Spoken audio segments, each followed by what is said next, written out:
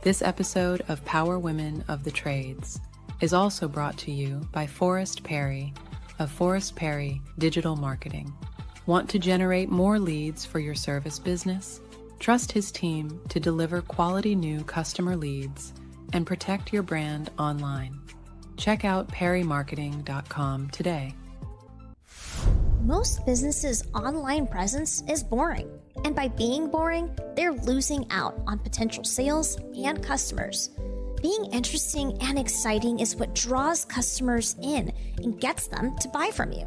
But it's hard to be interesting online when you're focused on running your business and taking care of your customers. It doesn't have to be this way. We have the key to unlocking the solution to your problem. Key Heart Marketing can help take your business from boring to brilliant on social media. We can vouch for them. They run our podcast socials. If you want to have a strong social media presence that allows customers to know, like, and trust you, connect with Key Heart Marketing at keyheartmarketing.com. Hey everyone, this is Eric Thomas with Rival Digital, and I am proud to announce that we are the newest sponsor for the Power Women of the Trades podcast. We've been a big fan and supporter of the show for years, and we are just very excited and very honored for the opportunity to now be one of the podcast sponsors. So make sure you check out their page and subscribe to the podcast and listen in on wherever you get your podcast episodes from. Rival Digital is a full-service premier digital marketing agency for the home services industry. We offer everything from website design, search engine optimization, online advertising, public relations, and more.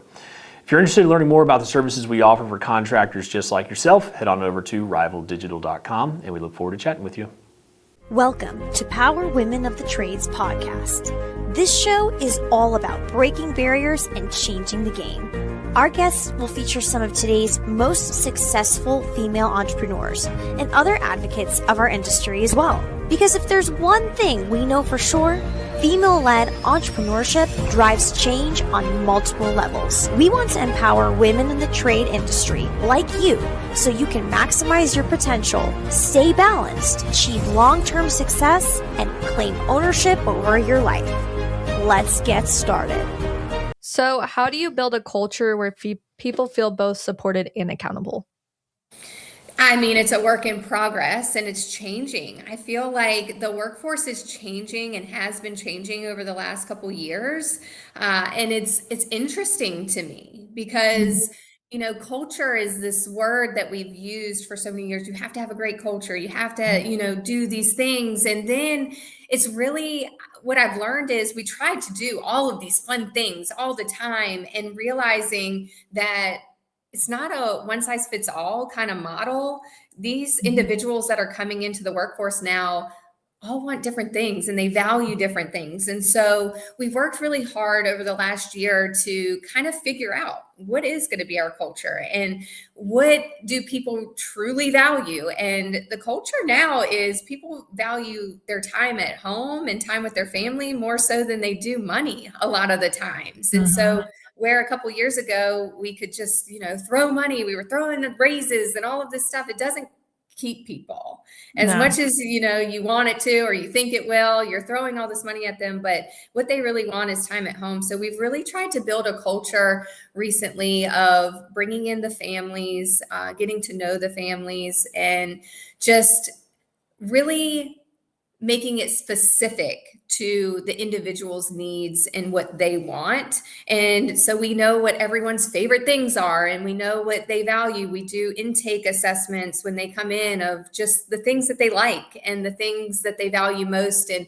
we'll pull it out and do those special things for those individuals. And they just feel like they're they feel special. And so that's what I want everyone to really feel like when they come to Rogers is, you hear everyone say, I don't want to be just a number.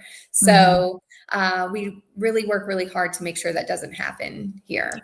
We are like super big on one-on-ones, and like the weirdest thing that we've had happen recently or like the past couple of years is like people who have came from other companies that didn't have that. Like our one-on-ones are intentional about you, not your performance. It's normally like, how are you? How's life? What's going on? Got it? Those types of things. And like, we had this guy that we had to be like, finally, like, listen, you're not in trouble. And he's like, I've never been in an office with a boss or an owner ever unless I was in trouble. And we're like, okay, well, that's not what this is. And so it's like changing the narrative of like what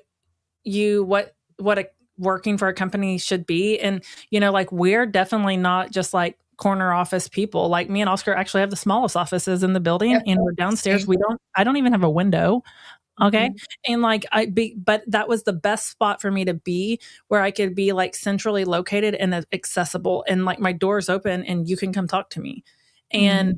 And, that's a culture that's important. So they know that they're not just a number, right? We had this one guy come to work for us that he was an installer for another company. And he said they didn't even call him by his name. They literally yelled out like the crew number. Oh wow. That's insane. That's like, crazy. I'm just like, right. No, that's not like, no, that's wild to me. Yeah. One of our plumbers today was getting interviewed by our film crew, and the film crew asked like, what's your favorite part about working at Quality, or one of your favorite parts? And he mentioned how Oscar and Cassie always have their door open, and it's an open door policy. And if we need something, we can go in and talk to them if we need to. And we're never told like, no, I don't have time, or come back later or anything. They're always there to talk. And I was like, aw. And to me, I'm like, that's like basic human decency to me. Like, yes, same. Like, why wouldn't you? Like, I agree. It's like, so like, why is that a big deal? I'm thankful that they're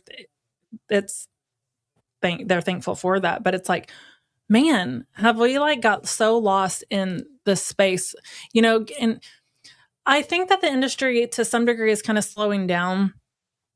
Forever, everyone was just like always chasing the next thing, right? And either it's slowing down or they just have a new class of dummies doing that. And the rest of us are just like, we've already done that, right? Which there's probably a new class of someone, because you're always like, when you first get into the space, you just want to figure it all out. And I mean, we didn't have any other way to do that than just figure it out and try to trust who was saying they knew what to do, right? But it's like, goodness, just get back to the basics and take care of people. Oh my gosh, that is exactly what we're saying here. Like, just really, we can grow if we just take care of the customer, take care of each other, like get back to those basics. And going back to, people feeling nervous and talking to the owners, I have found too, such a large part of business now is putting yourself out there on social media, and that's the business, and personal branding is so important now. And so I feel like I have to overcome that stigma sometimes internally, because they see me on social media, they see I have a podcast. And so employees are getting to know me before they ever come here, and they're getting to know the companies. And so they can be a bit overwhelmed because they're like, oh, wow, she's all over here and doing all this stuff. So I think having conversations with them when they come in the door and saying, they're like, I'm just Alyssa and I work right alongside you. And well,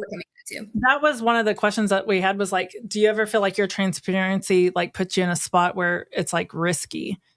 Yes. Yeah. All the time. I mean, it's a goal of mine this year to get really good at social media and have a bigger presence on there. And that was not easy for me. And to put it all, I am a very transparent person, and I will tell anyone anything, but when you're putting it out to the community you serve, and they're really hearing about the struggles and what we're going through and kind of behind the scenes stuff, you never know how they're going to take it.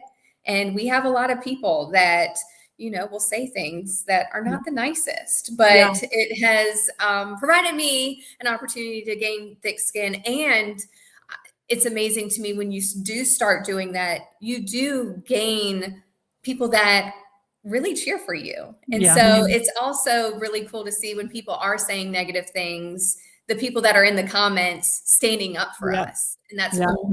Well, so like I have a pretty controversial social media presence, unfortunately. I'm super transparent. That's just who I am. And so I'm from this little town outside of Tulsa. I've been here my entire life. That's where our business is really headquartered. And we have like 25,000 people. And that's the problem. That's that problem here. And so, I went to high school and middle school with these people, and some of them just can't fathom that I could have done anything with my life. Right. So there's always someone with an opinion. And I had, for a while, I like toned myself back, and I didn't I wasn't who I was. Like I always am going to have something to say, and you don't have to agree with me. And somebody one time asked me, she said, do you feel like your opinions and your voice hurt your business? And I'm like, no, girl, like literally we blew up because of my mouth. So having that, and Kaylee can attest to that. Like typically when someone is like really on Facebook, like hating me for something, we'll start booking calls. Like it's so true. They do help. Like I'm just like, you don't understand that your hate for me brings out the people who love us. And you could be running your mouth about me specifically, and we'll start booking calls, or we'll start like people will call and check in, or we'll start getting an influx of Google reviews. And so, someone the other day, it wasn't even about work. It was about the boutique, and someone goes off on this tangent, and your heat and air company screwed my mom over. First of all, your mom is still a member with us. Like, I don't know if you know that your mom's fine. But also, like, someone said, are you going to delete that comment? I'm like, absolutely not. I'm making money from that comment. They're like, what? And I'm like, not just from my social media monetizing, but like, we will book calls. We will have people come into the boutique. We will have those things, because there's way more that are just the silent observers. Like I will get messages, like someone messaged and said, Cassie, like I went to high school with one of these girls, and she said, who is this? I'm like, right. Why does she hate me? But so, like I think you just have to like know who you're going to be and be that consistently. Yesterday, I was voted onto the board of the Little League football team. Lord Jesus, we're waiting for that's going to be a thing, know? Gosh. No one. But you just have to keep showing up and yes. That's who I am, and that's who they voted onto the board, right? Because they know I'm going to show up. And so you just got to be like, okay. And so through bringing all that back is like people asking like, do your employees appreciate your being so vocal? And I'm like, because they know that I've got their back in that customer's house. They know I've got their back. Like, I don't tolerate that. I had someone the other day that said in a meeting, they were like, we know without a shadow of a doubt, if no one else is going to handle it, Cassie will. And I'm like, thank you. Like, I appreciate that. They know that they are supported. They know that I won't tolerate people disrespecting them.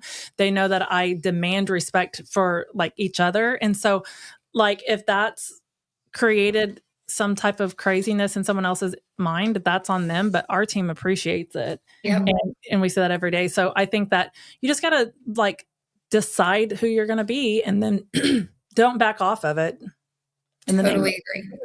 Excuse me, in the name of business, right? Because people all the time will be like, well, I can't say that here because of the business. No, say that because they want to know that you're a real person. Exactly. And I'm learning that every single day. It's been a game changer for everyone since I started showing up more on social media. So I'm a huge advocate for that.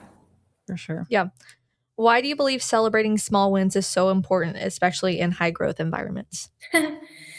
Because it's hard. Growing a business is so hard. I have more bad days than good days. And so when the small wins happen, we have to celebrate them. And I have people come to me and they'll tell me, that they just had a win. I'm like, please celebrate that, because it could change in 10 minutes, you just never know in a high paced growing environment what you're walking into every day. This is not an environment that we do the same thing every single day and run into the same problems. It's a different problem every day. way. We just had a meeting this morning with our team, and we had them bring different areas of the business and different ideas that they have to kind of help get us to our goal this year. And it's very interesting to hear what those are. And a lot of them could turn into very easily accessible wins, and you just didn't know that they were having a problem with it. And so it's really cool to be able to hear from them what needs to change, and then be able to make that change quickly and celebrate that small win. But you have to celebrate, because it's tough out here in these streets, I tell you. For sure. That's one of our core values, is celebrate the win. And it doesn't matter how intentional you are. Sometimes it's just like human nature to fall off of it. But the reason why it's so important to celebrate everything is because the win changes quickly. Like, the goal might have been, like, I remember when someone would have been like, what's your goal in revenue? And I was probably like $3 million. And I thought that was unattainable. Right. And now we are in a year where our budget is 3 times that, or 10 times that. Sorry, 10 times that. I was like, way more than, I'm not a math major. I'm no major, actually. Anyway, but like, the goal moves so quickly that if you don't stop and say like, oh my gosh, that was so amazing, then you never feel like you're winning, especially with high achievers. And like, we have a lot of high achievers on our staff, and like, the goal will move quicker than before you ever hit that first win. So then when you bypass it, you're just like still trucking. It's like, no, you got to stop and like celebrate. It's so important. And we try to celebrate as much as possible here. And it can just be giving someone a high five for doing a great job. I mean, that goes such a long way, because they feel recognized for doing the work. And so we do a lot of that. We have a gong, like a gong. Yeah. For every like sell, like, for a sales team, like, just like hearing it, it's exciting. And it's like, oh, like, it's okay. Yeah. Did we get a text message and an email and we know that job's coming? Yeah. But like, hearing the gong throughout the office, that's really exciting. And it makes you feel like everyone's together. Right. And so it's just the little things of being intentional. And that's part of that culture. Absolutely. For sure. So what is 2026 looking like for you guys? So far so good. We had a tough 2025, lots of lessons learned. Of course, we still did well on the business side, but we had a lot of hard lessons internally, and learned a lot. So we went into this year really kind of like a reset, and like we've talked about, getting back to the basics and really taking care of the team, and not focusing so much on the revenue. Like, it's important, and you can focus so much on that number and where you want to go, and of course we have it, but we'll get there through taking care of the team, taking care of the customers. And so we're really trying to focus on that, because in years past, we'd always talk about, we want to get here and we want to become $100 million company. And it's like, okay, well, we're not going to do that overnight, and it's going to take time, and we have to have great people to do that. And if we're always telling them this huge number, they're going to get discouraged, because we're far from it. So this year, we're really focusing on the people and making sure that we're putting structure in place. And, at certain revenue levels, like, your business breaks and you don't even realize it. And so we kind of went through that break point last year of the business breaking in a lot of areas. And so we're kind of rebuilding and putting the correct processes in place, the correct people in place to get us to that next level. And so I'm really excited to see what's going to happen in 2026. It's shaping up to be great, but like I said, there are a lot of hard days. So I could be here in a week from now saying it all went to shit. I have no idea. So right now, good. Yeah, I feel on so many levels. I think that the fives are hard. So like 5 million, 10 million, 15 million, 20 million, the fives are hard because there's normally a process that hasn't been implemented yet that you need to go to that next 5. And then the other thing is that I don't envy you right now. Like, listen, between 40 to 50 employees, which Kaylee was here, that was our hardest time, because there's more people that have personalities, but there's not enough leadership in place yet to handle that. And then it just gets to be little cliques of drama. Yes. And then you can't handle it all. And so one of the things that started working for us that not everyone agreed with, because of course it affected our bottom line, right, was we put managers in place before we needed them. And so we're with Nexstar, and I remember one time Nexstar was like, "You have too many managers," and I'm like, we got to manage these people, Yeah. And so we grew. Now we've just we're actually grown into the management that we've had for the last year. But if we wouldn't have done that, I don't know that we could have grown because there needed to be some control of the personalities that could be clashing. Completely understand. And that is what we're going through right now. And so now, and I always tell people, if I could do it all over again, I would definitely, you think when you start, you got to hire technicians and CSRs and dispatchers and all of this. And, I'll take care of it all, behind the scenes, and Joey will take care of all of it in the field. And, if I could do it all over again, I would probably spend the money to hire someone to kind of oversee a lot of the stuff and put some management in place and build from there, kind of reverse engineer a bit, because the business just became a revolving door at that point because we were trying to do it all. And so you got to put someone between you and because the door's still open, but you will find more expectation from I'm sure you've had these same things where it's like, hey, can I borrow $15,000? And you're like, what? Right. Oh, no, I don't have that, Yeah. So, putting more people in between us, we're still here and we're still the door's always open. I like to say now I'm hopefully in my fun cop era, I'm just I'm here for the relationships and the overall, but if I'm having to be the visionary and the overall and the person driving, Oscar and I doing that, but also managing every personality and all of those things, you can't ever get anything done. And so that's why sometimes it's that's why corporate America works, because there's layers of management, right? Exactly. I say it all the time. That's why it works. And so, but in the beginning years, you don't think you can do that and you can't afford it. And sometimes you can't. Most of the time you can't. But the sooner that you can go ahead and put those people into place, the better. And it helps you keep things in control. The other thing that really helped us too is we moved out of a smaller building into a bigger space, and it allowed us to spread out. So it's it wasn't we all still work very well together and with each other, but it allowed our old building, we were on top of each other. So we knew every piece of tea at all times. Yes. And it was I don't care. Nobody cares. Yeah.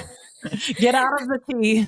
Yes, it is. It's interesting. And I have a question for you all. How are you navigating kind of this, the workforce wanting to work from home and all of this remote stuff? How are you navigating that as a company right now? We don't allow it. And that's just 10 toes down, stand firm. We don't allow it. And there are people who, have tried, that's really what they want. And it's just that doesn't fit the culture of our company. And so we just can't allow it, because we can't expect our technicians to come in every day and then go to customers' houses every day if we can't be here to meet them and have relationships with them. And our relationships are that important. And so you can't do that through a screen, and you can't do that, across the phone. I had someone interview. We have a inside sales spot open right now, and he is a great candidate. And his argument was that he would be great from home. And I'm like, yeah, but you will never be a part of this team. And that's the problem.